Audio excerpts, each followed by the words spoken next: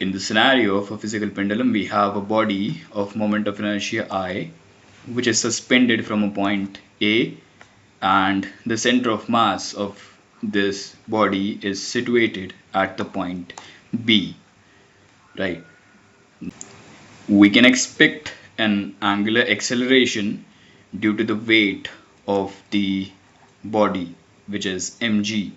So let us talk about the restoring torque. We'll be using a negative sign here since it is a restoring torque, and we have the radius and we have the distance as d.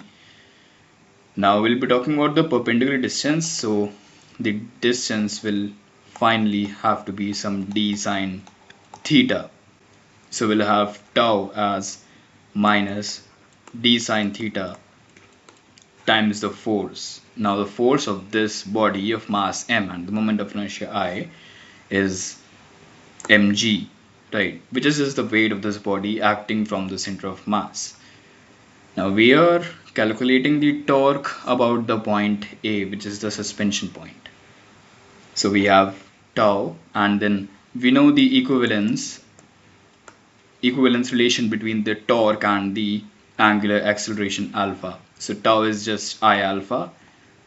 So we'll replace it here, and the value for alpha will come out to be mgd over I times sine theta. Now from the mathematical point of view, we know one thing, that limit as x tends to 0 for any sine x over x has to be equal to 1. This is a mathematical phrase we'll be using here. So sine x somewhere will be equal to x for any small value of x, right? So alpha comes out to be mgd over I times theta. Now we know that the angular acceleration is omega squared times theta, so we have mgd over I times theta. Now for the value of omega, we have from this expression, omega comes out to be root mgd over I. So we have the value for angular frequency of the SHM of the phasor for this particular physical pendulum. Now this is valid for simple pendulum as well.